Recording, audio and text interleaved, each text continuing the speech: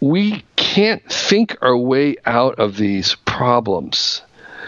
We should think about them. We should try to forecast and analyze and quantify. But these things are so complex, they're like life and a child growing up, that we have to experience our way through them. We have to engage with them through use to figure out what works and what doesn't work. Greetings, future fossils. This is Michael Garfield welcoming you to another episode of the podcast that explores our place in time. And who better to invite into that kind of a discussion than someone who has been exploring time and its products for longer than I have been alive, technologist and futurist Kevin Kelly, author of the books Out of Control, New Rules for a New Economy, What Technology Wants, and The Inevitable. Kevin's been a major inspiration to my thinking on the continuity between the worlds of the made and the born. The notion that our technologies are themselves evolutionary products, even living things, and that certainly the sum total of humans and technology together represent a new form of life. One that profoundly challenges our conceits about the domination of nature. He also keeps a very thoughtful blog at his website, kk.org, and I frequently find myself sharing one essay in particular from that blog, his piece on the expansion of ignorance and how every question answered raises more than one additional question, making science principally the work of expanding the limits of what we know we do not know. A process that seems to me to bring science and spiritual practice together in a kind of eternal asymptotic approach, a prelude to a kiss. Most lately, he has broken the news of the truly profound transformations set to overtake society with the advent of mature augmented reality in a piece he wrote for Wired magazine called AR Will Spark the Next Big Tech Platform. Call it Mirrorworld. This is an important idea that I have been encouraging conversations about since I was a Google Glass Explorer in 2013.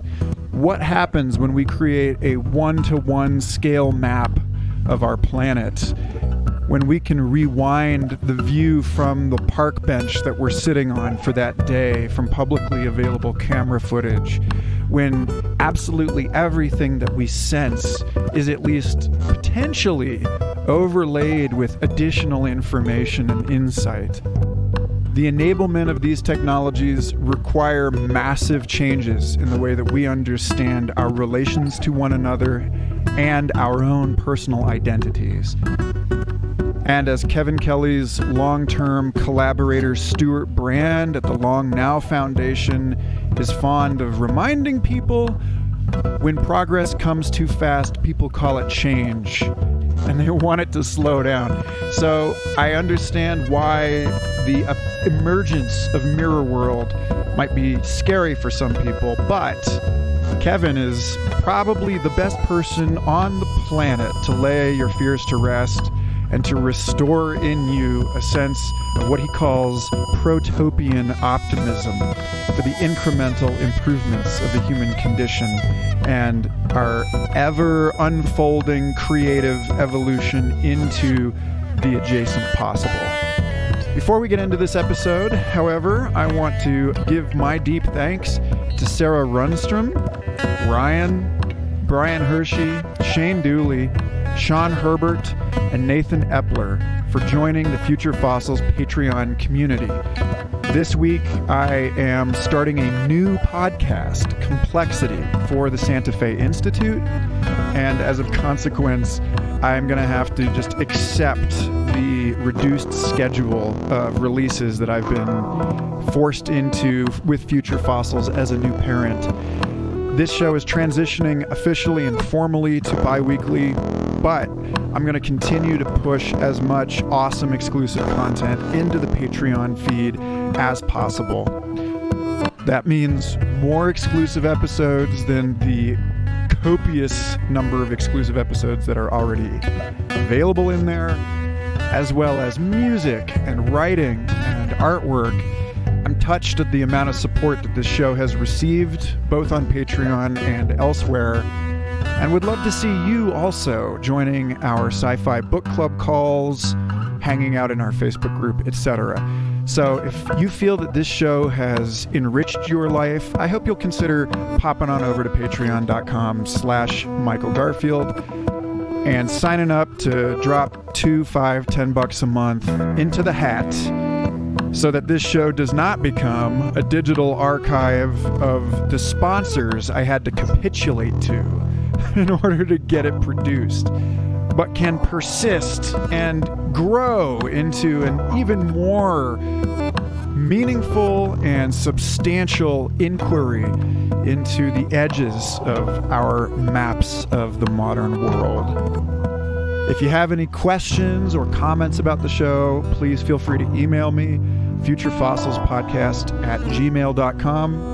And if you'd like cool science, art, philosophy discussion on a daily basis, hop on into the Facebook group.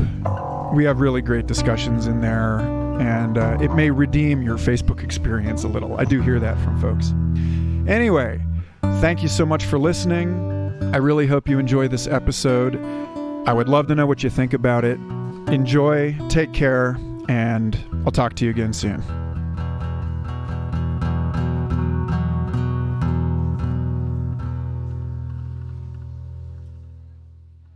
It's a long-awaited pleasure to have you on. I really appreciate you taking the time. My pleasure. It's mutual. You know, this show, we tend to explore sort of philosophical issues around technology and human technology coevolution. And, well, there's a couple things here. One is that this is the 25th anniversary of Out of Control, which is a big deal. You know, this piece about the evolution of technology moving into sort of technology itself being an evolutionary process. And then this other piece that you just wrote for Wired on the mirrorworld, on augmented reality, and the sort of mitosis of our analog space into a digital simulacrum. So I'd like to try and hit both of these topics if we can. Sure. On this call. I guess the place to start is Out of Control, actually. I think that there's something about, you wrote this book before we had this revolution in machine learning, you know, and now we're at a point where we have these spectacularly successful tools that in many cases we don't understand. We don't understand how they are as effective as they are. And so I'm curious to know how that contributes to this sort of thesis of Out of Control, whether you think that we're sort of past the inflection point where we are coming up with scientific theories and laws, and we've sort of moved into a sort of a more magical relationship with our technologies that we don't understand, and how that affects the way that we navigate knowledge and so on.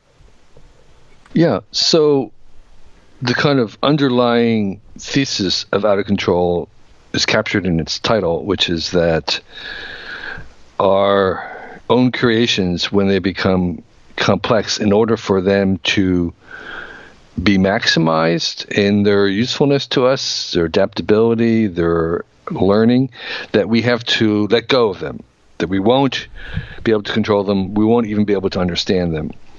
We use life, grow tomatoes, develop drugs from fungus, and we have no idea really how they work. We know we don't control them or fully understand them. And I think the same thing I would say with AI and other minds, and they're like our mind children. Part of the beauty of having children is that they're going to surprise us. We don't have full control over them. We can't predict exactly what they're going to do. We may not even understand them.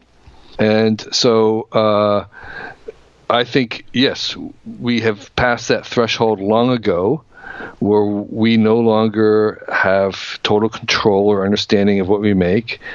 And that is actually the price for having things that can be creative on their own. So we're going to use these things to surprise us, to come up with solutions that we would not have come up with.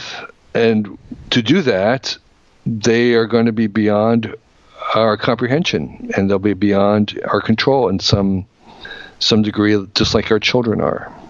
Yeah, I mean, our children don't seem to provide such a potent challenge to our expectations around what we're actually doing with the process of discovery. Like you wrote this piece I'm constantly bringing up on the show about the expansion of ignorance. You know, the answering a question generates more questions, and you brought that up in The Inevitable also, that we're at this point now where locating ourselves in the space of functional questions seems to be the thing. Do you see science as working differently from this point forward?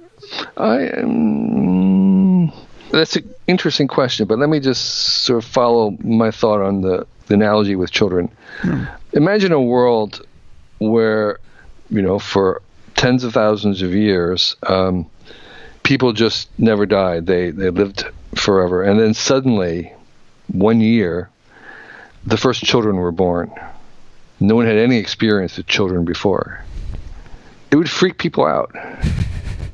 Because suddenly here are these things that you don't know what to do. Who knows what they're going to do? So the only reason why we're comfortable with children is because we've had a long history of many, many generations of realizing that children are not going to kill us in our sleep. But if we had never had any experience before and suddenly they were here, they would totally freak us out. And that's sort of what AI is that this is our first experience, and so we're all freaked out because they're going to kill us in our sleep, and it'll take several generations for us to understand how to deal with them. Now, is science changing? Yes. I mean, I've written a lot about the evolution of science itself. That science is a method it's an accumulation of many different types of things, and that it has been evolving all along, and it will continue to evolve. And so, yes, science is changing, and one of the ways it is changing is with big data and computation. And there's lots of things that it's doing, but one of the things that it's doing is that it's allowing us to solve problems without a theory, with just by brute force. I mean, the example of this would be the way Google does spell correction. So it's correcting your spelling not because it knows anything about the laws of spelling, simply because it has a database of a gazillion people correcting it in terms of retyping something. So it has no theory about spelling. It just has data. So there's lots of ways in which we can understand things, discover things, even without a theory, just by using huge amounts of data. So that's one way that science has changed. And another way I think is going to change more than it has, which is using AI to help us prove things, to go through huge amounts of data and complicated steps, and to actually decide that this is valid or this is not. And then eventually maybe even to help propose theories that we don't have. So, and will change the way science is done, but it's not necessarily going to eliminate the old ways of doing science. Something in that Hans Moravec mind children analogy here that I think you also wrote about in this piece about Mirrorworld, citing Keiichi Matsuda, who did the fabulous hyper-reality concept video of what it would be like to live in AR. You quote him as saying that putting on these AR glasses or immersing yourself in whatever way in Mirrorworld is like, think of Frodo when he puts on the One Ring, Matsuda says. And I've thought a lot about this in terms of the new selves that emerge, the way that we construct the self in these new spaces. Much like being a parent, like I just had my first child, and it's obvious how the child innocently affects this extraordinary agency over me. I feel like we're moving into a space where we're having to find a different sort of reckoning with the way that the decisions are no longer located in what we thought of as the modern self, but exist in some sort of relationship with our technologies. Because it seems like right now the general thinking in the mainstream is very paranoid around this, and for good reason, given Cambridge Analytica and so on. So how do you understand choice and agency in these complex new spaces? Yeah, I think, first of all, as Americans, we tend to have a very individualistic view of the world, thinking that we make decisions in a solo fashion. But in fact, I think a lot of our decisions are made out of habit and that are somewhat, in some senses, caused by society and around us, and that there are other things that are absolutely decided collectively rather than us individually. And so it is a little bit of an incorrect view to imagine that we're kind of these lone agent making decisions that affect us, when in fact the kinds of things that we decide are only part of it, and we'll never be able to kind of unravel that complex mix of nurture and nature, and even how much of the decisions that we make are kind of baked into our temperament and our genes. And so we can't unravel all that. We can only acknowledge the fact that there's a mix of things.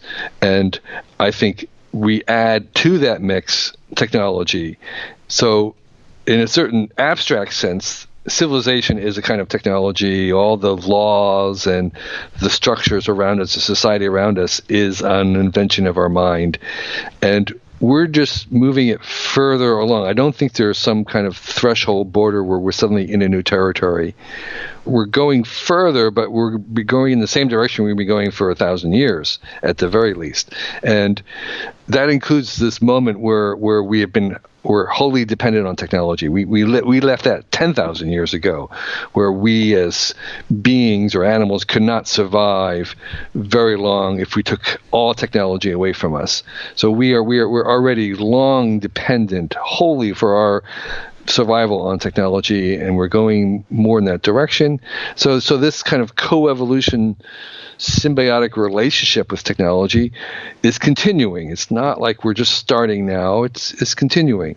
And the cost of that symbiosis is, yes, we're dependent on it. So if it goes away or collapses, we're doomed.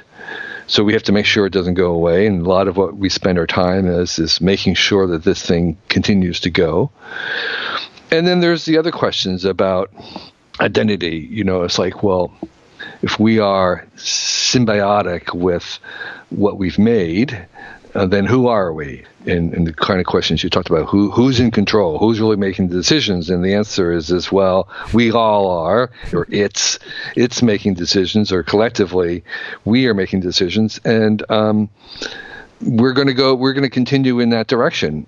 I emphasize the fact that humans are the first animals that we domesticated, that we've invented ourselves, that we are in this very curious position that causes us great conflict and great duress and great perplexity, which is that we are both the curator of ourselves and the curated. We are both the parent and the child at the same time. We are both the masters of technology and the slave to it, and we will always be in that conflicted two-faced relationship. That's what gives us that's why we wring our hands, and we'll be wringing our hands in 1,000 years, because we can't escape from the fact that we make our tools, and tools shape us, that there is this coevolutionary bonding, that symbiotic entwining with our very creation. So we are both the created and the curator.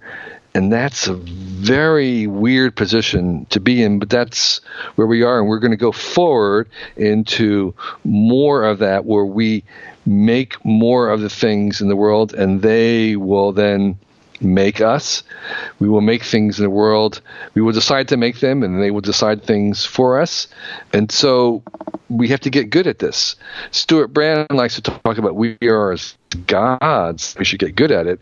But there is another sense in which we are kind of like, well, again, we are cyborgs and should get good at it. Yeah, the gods thing is interesting insofar as it relates to the parents issue. Seeing your parents as gods, growing up and realizing just how limited they actually were. And, this, again, kind of relates to this theme throughout your writing of the evolution of organic and inorganic systems as a product of this runaway thermodynamic dissipation. In What Technology Wants and in other writings, you've put forward this case that, people like Dorian Sagan and other people have put forward that the biosphere is a dissipative structure, that it organizes in order to dissipate energy, to accelerate entropy, and that this keeps getting faster and faster and faster. And so you anchored, Moore's law in this much, much greater sort of substrate independent process, which puts us right now at this point where it feels like we're at a phase shift, bearing witness to the birth of all of these new technologies that moves so much faster than we are capable of comprehending them. This related to something in The Inevitable. You give a chapter to becoming as a trend. And you're writing on VR, you've given attention to the plasticity of our body maps, the possibility of telepresence robotics decentering this identity. So, do you think that we're at a point now, I guess, where the pace of change challenges not just this notion of the individual, but of a continuous self? If we're going to spend the rest of our lives as noobs, like you suggest in The Inevitable, what is there of identity? Like, what is there left to hold on to in terms of that kind of thing? No, it's a great question. I think there's several things along the same lines that we're wrestling with, and I do agree that the pace of change, and particularly the kinds of things that we're now inventing, artificial minds, ways to modify ourselves through genetic engineering, that each one of these advances, when they come along, causes us to have to re-examine our ideas of who we are, both individually and as a species. It's like for a long time we were kind of imagining that humans were these exceptional beings that could do X, Y, and Z, play chess or drive a car. And then, like we say, the humans are the only animals that do, whatever it is, dream, or the only animals that play or use tools. And then we keep finding, well, no, that's not true. Some animals would do that, but we're going to make machines that do this. So then where does that leave us? How are we unique? How are we connected to machines? And then, so that's sort of like the first challenge to us, is that we have these ideas of who we are and they're being challenged. So as you say, where does that leave us? But I think that's actually maybe not the best way to think about it, because at the same time that our own identity is being nibbled away, it's also very clear that through genetic engineering, other means, we are changing ourselves at the same time. We've continued this process of inventing ourselves for thousands of years, and we're not done yet. We're going to modify and change ourselves even more. And so the question is not like, what does it mean to be human? It's like, what do we want humans to be? What do we want to be? And that is a very open-ended question that's actually more difficult to answer, but it's more exciting in many ways. It's like, not only are we challenging who we have been or who we are, but we're going to challenge who we ought to be or who we want to be. And the subsidiary questions like, will there be a consensus? Do we want a consensus? Do we need a consensus? Can we speciate, divide? Can we have multiple varieties? Is that terrible? So I think that is a new challenge, new in the sense that we have new powers, although, as I think, we've been defining ourselves, inventing ourselves all along, but not as consciously and deliberately as we're now going to do. And so the goals and the directions are now before us, where we kind of have to think about this a little bit more and not just kind of be carried by happenstance. And so these kinds of things that you're talking about, the speeding up, the questions of our identity and our privacy and who are we and what do we want to be, are really amplified to where I think this is going to be the central question in the next 100 years, is this ongoing identity crisis of who do we want humans to be? And it's exciting because it is an open-ended question. And I think we should start to make answers for that. And, like anybody growing up, there are lots of different paths to go, and it'll take a long time to answer this question. You don't, reach age 13 and decide that you know who you are. It's, we're not even close to adolescence, but we're still in infancy, and it's going to take a long time for us to kind of come around to these things. But that's sort of the general assignment, and I think there'll be hand wringing the entire way, because at times we will feel that we don't have a choice where we're going, and other times it's clear that we can make choices, and both of the things will be true at the same time.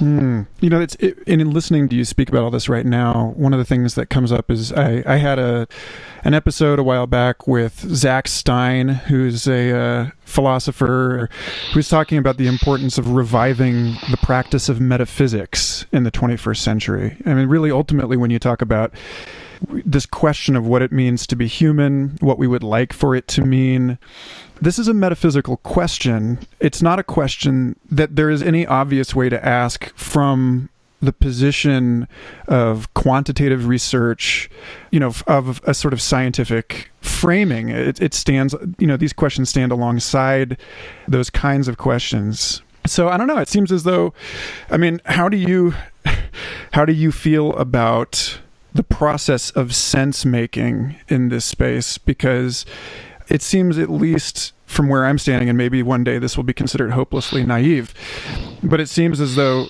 our process, like our hermeneutic process of coming to some sort of meaning in a cultural way, is challenged, even as it is made necessary by that accelerating pace of things, by the accelerating cycle that demands a constantly refreshed attempt at revitalizing our technological literacy.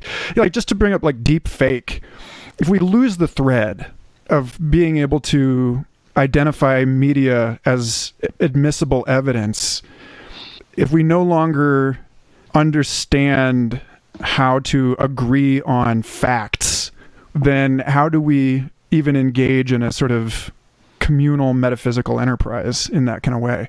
So I wrote a piece in the cover story for Whole Earth Review in 1984 called "The End of Photography as the Evidence of Anything."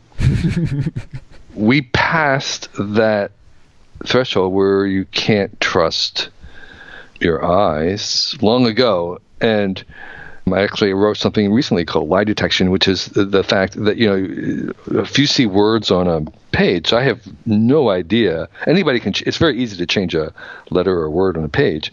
I have no idea whether that's true. I can't tell by looking at the sentence whether it's been altered or not. So we have only one way to detect lies, which is retrospectively in history, right? So it's almost impossible to ascertain infallibly the truth in the present. So what we come to is we can only trust sources that have been proven in the past, that have a history, that have been proven in the past to be reliable, to be trustworthy.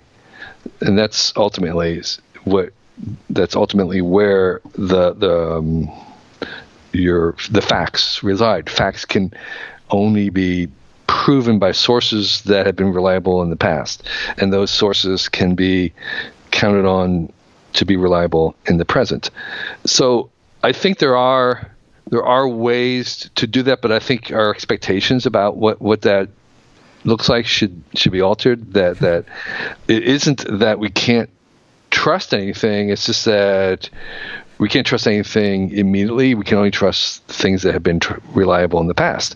So we want institutions or people with long histories that we can use to verify and have some consensus about, or some way to reach a consensus about whether they've been reliable in the past. In general, I think this is a temporary problem that's tractable, that we've fixed before with the rise of journalism and having trusted sources under a threat now with new media that doesn't have as long of a history. And so in a couple of years or whatever, we'll sort this out. I don't think this is any existential threat, because I think it's something that is, I think there's a huge incentive to solve it, and lots of people who would work on making that solvable. I think there are other issues that I worry about now. Other than that, I worry about cyber war and conflict and cyber mischief and other things like that, because we don't have a consensus on what's permissible, what's acceptable. Countries and states go to great efforts to hide their activities, and they have a lot of money to do that. So it's very hard to be accountable. And so there's all these forces conspired against right now, against having those solutions. And I think it's tractable, but I think it's possible that we may have a couple disasters first before we get a consensus on what's acceptable and what's not. And I don't, it may take some while or some experiences before we decide what's acceptable and what's not. And that's the other larger point I wanted to make, which is you were talking before about Cambridge Analytica, I think maybe you were mentioning, and others with these new things. And that is that I really want to stress that we can't think our way out of these problems. We should think about them. We should try to forecast and analyze and quantify. But these things are so complex, they're like life and a child growing up, that we have to experience our way through them. We have to engage with them through use to figure out what works and what doesn't work. And so the idea, which I just saw in an article, I think it was the Chris Hedges or the Facebook guy who wanted to break up Facebook, and he was saying something like, if only we had realized these difficulties when we first started. And the whole point is that you can't. It was impossible. Even if you desired with all your heart and spent all your time trying to figure it out at that time, it was impossible. The only way to figure out how these things were going to work was to do them, to live through it. It's kind of like, a 12-year-old hoping to decide what their career is going to be right then, and they don't want to have to go through adolescence and young adulthood to figure it out. They just want to know. Like, tell me now. I don't want to have to figure it out. And so we can't. It's too complicated. It's too complex. The shortest way to get the answer is to run the experiment. Right? That's the incompressibility of these large systems, is that you can't compress them. You can't simulate. You actually have to run them out. And so the only way we can figure out what social media, how it works, what it's good for, what it's bad for, is to run it out, is to do the experiment, have 1 billion people using it. And there are going to be mistakes. There are going to be things that we didn't like, things we didn't expect. And so we correct them. But one of the great inventions of Silicon Valley was the demoralization of failure. It was saying that, unlike maybe other parts of the world, that if you failed with a business or an experiment, that was a way of learning. That was a fail forward. You were going forward. You weren't a morally corrupt person because you lost $1 billion. You weren't. You weren't an awful person because your startup failed. It was part of the cost of trying something new. And that somehow seems to be lost in this moment where there are parts or things about social media that people don't like or that they feel are hurtful or whatever. And it's like, well, the people who are doing this are evil. They're Sataned. They're morally corrupt. They should be in jail. Lock them up. And this is entirely medieval in its attitude. We need to understand that we're going to have tons of mistakes and things that don't work at large scale, because that is the only way that we're going to understand them.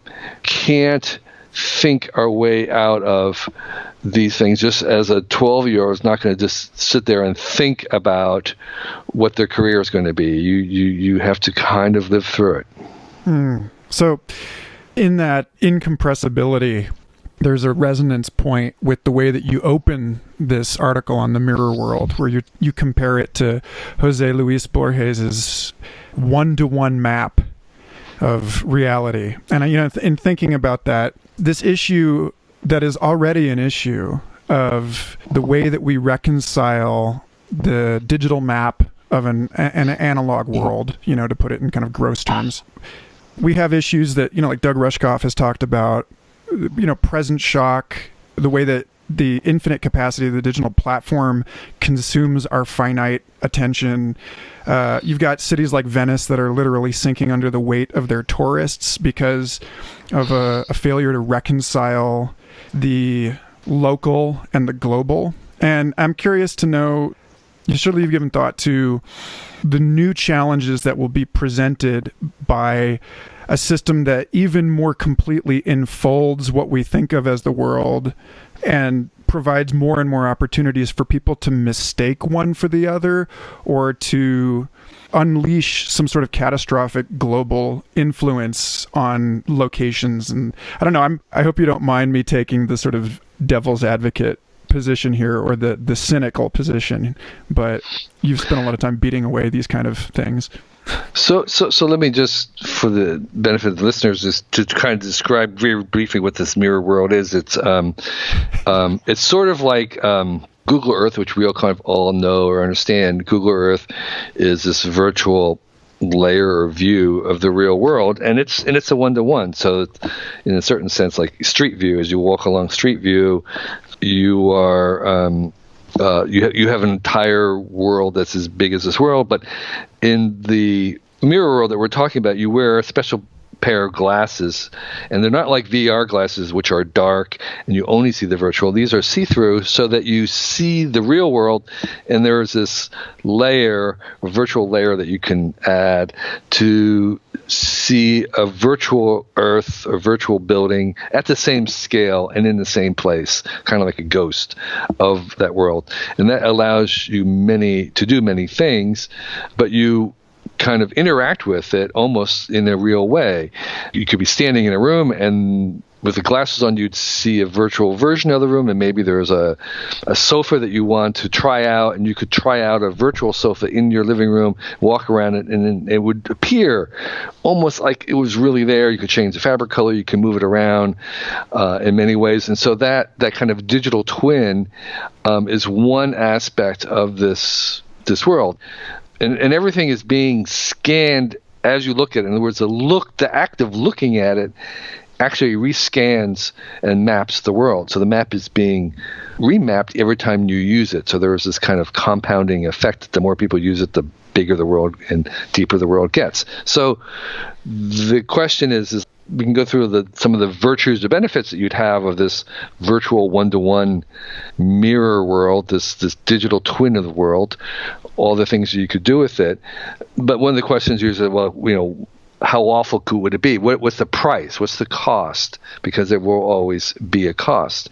Well, one of the first costs of this is that to operate in this world, is you're being tracked, is your body movements. In other words, if you're going to use your hand to push that virtual sofa into another position, the movement of your hand is going to be tracked in your living room. So you're being tracked in your living room. So where is that data going? What control? What else is being it? So there's 1,000 questions about this surveillance, this monitoring that's necessary to operate in this mirror world. And those kind of questions will make the kind of current questions about Facebook seem tame in kindergarten compared to where we're going. And so that's kind of the first big step. Then there's these other steps about public versus private and where that boundary exists. Is your face public? When you're outside and your movements are being used, even now they're considered public, but if they're being recorded, is that public anymore? In what sense is it public? And so there's those issues of ownership, of who controls what something looks like, what can be done. There's a whole bunch of different other conundrums coming. And what I would say is as I said, I could stand here and try to think about those, but I'm pretty sure that most of the things that will be most worrisome about this will not be the ones that we think of right now. Most of the ones we think of now will probably be cured or answered. And the big problems that we'll all be pulling our hair out in 20 years from now will be ones that we never thought of. And that the only ways that we're going to actually fix the ones we can think of is through use, is through using them, is through gathering data, the actual evidence of how we actually use them versus how we thought we were going to use them, because we never use them the way we thought we were. And so I'm for steering technology through engagement, through using it. I think if you don't use something, you don't get to steer it. That's why prohibition, outlawing, regulating to a standstill are bad ideas, because then you don't get to steer. It's only through engagement and use that we get to actually make some decisions, figure out where things are working or not.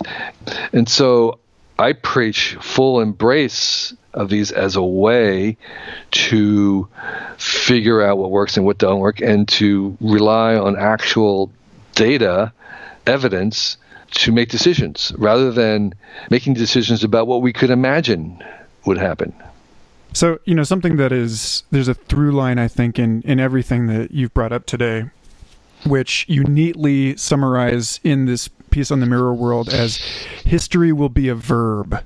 Like in What Technology Wants, casting the entire history of the evolution of technology as a thermodynamic, free energy minimizing, dissipative structure, or down to the relatively mundane of being able to sit on a park bench, as you describe, and rewind the day through your AR lenses, which are accessing recordings that somewhere have to be verified as an actual history. And, then again, the Matsuda quote in this piece talking about how an object in the analog world can be reappropriated for some different function, like using a pencil as a magic wand. This fluidity of identity, the constant data reinforced reevaluation of our space. I'm curious, as someone who's given so much thought to this, how you orient yourself in time. Even before Mirror World, it seems that history is already a verb, and that we're constantly regenerating it.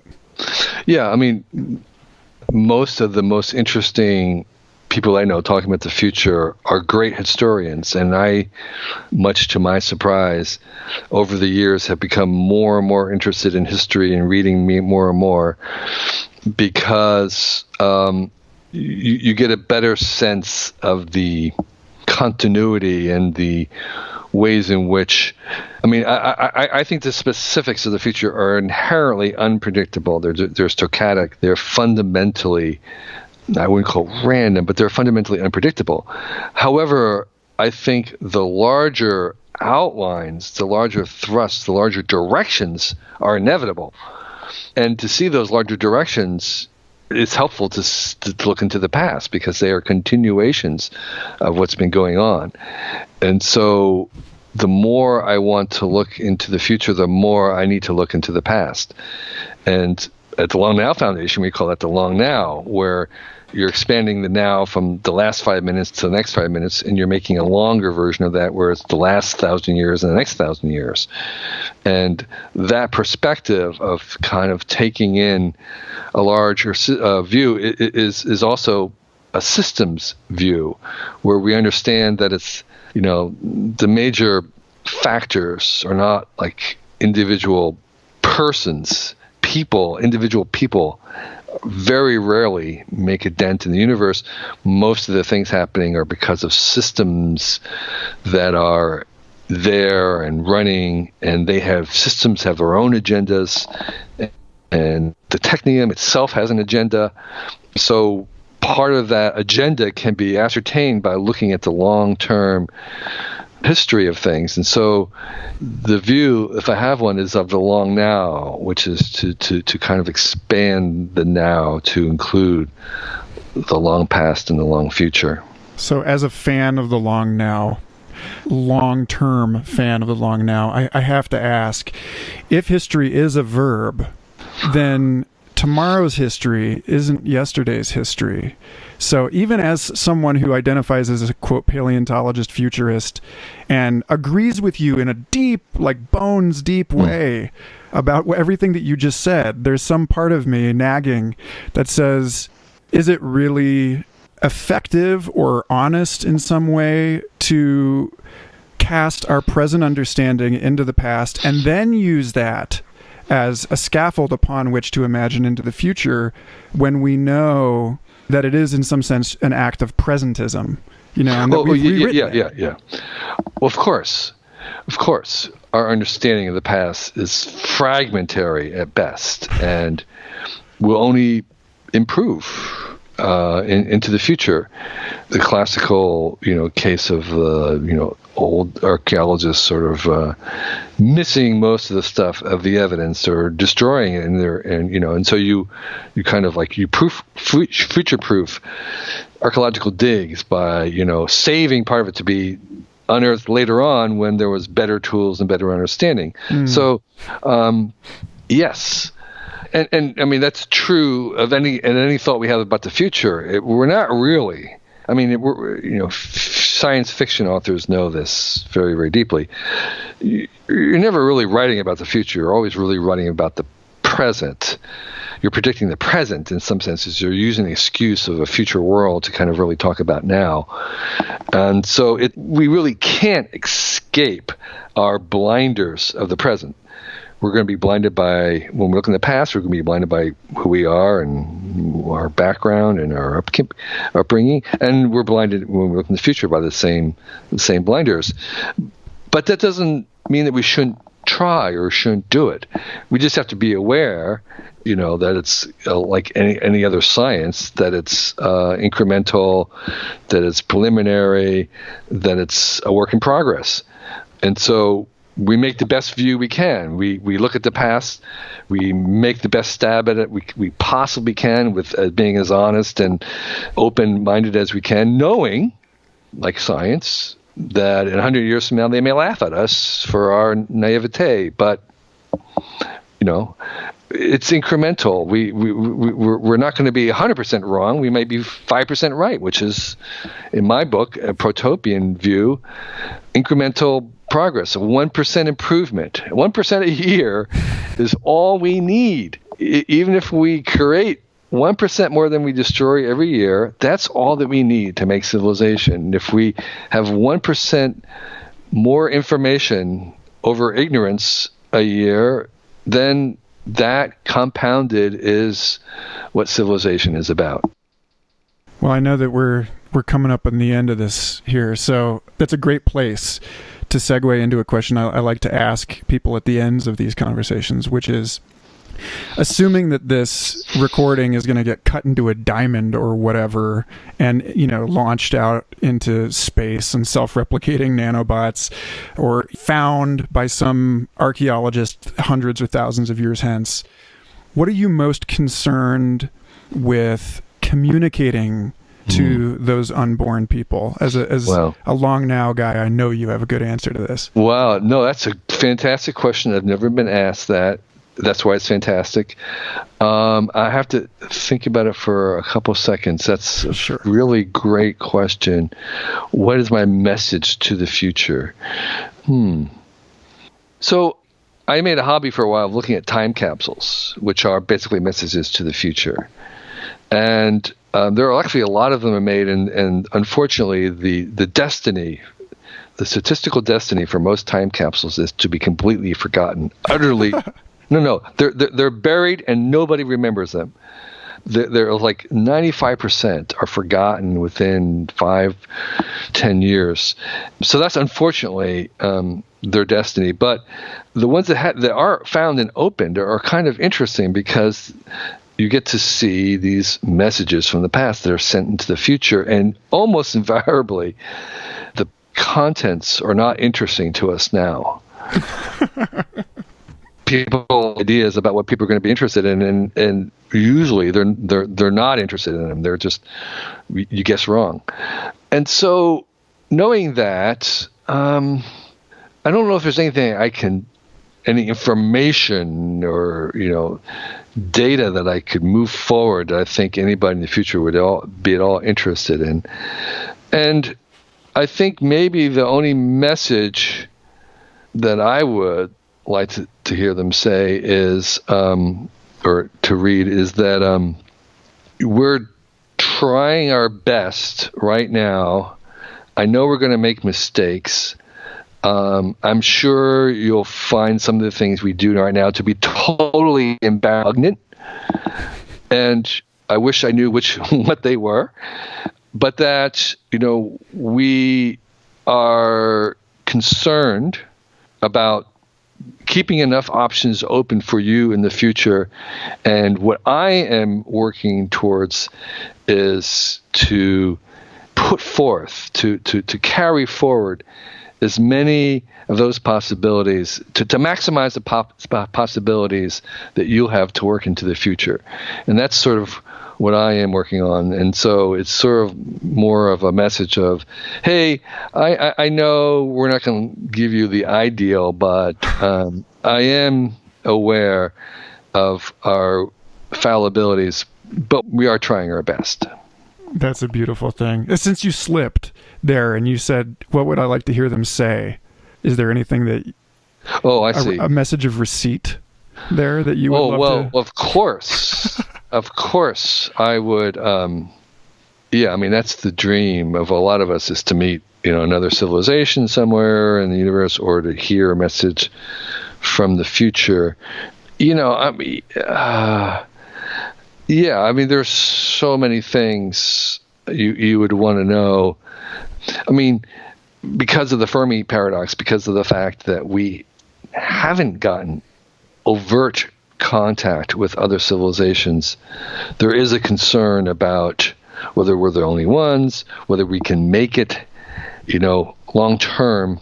And so I think, if there was a message from the future of 1,000 years, just getting that alone would be very, very encouraging. Yeah, you'd know for sure then that we live in a four-dimensional world. Yeah. Or that, that we didn't screw up completely, that we didn't end civilization on this planet.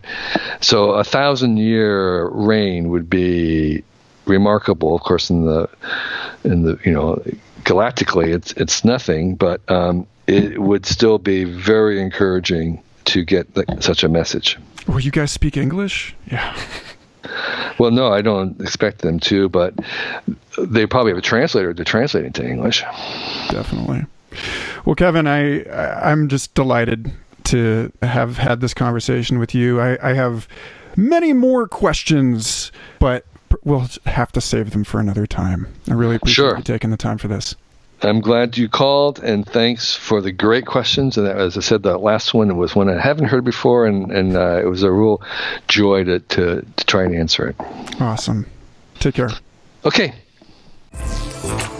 Thanks for listening to Future Fossils. This podcast is a part of the MindPod network, along with numerous other excellent programs. Go to mindpodnetwork.com and subscribe to them all. If you'd like to help support Future Fossils, consider giving this show a 5-star iTunes review or sharing it with someone you think might appreciate these conversations. For more episodes, show notes, copious extras including music, art, the Future Fossils coloring book and book club, and more, visit patreon.com/Michael Garfield.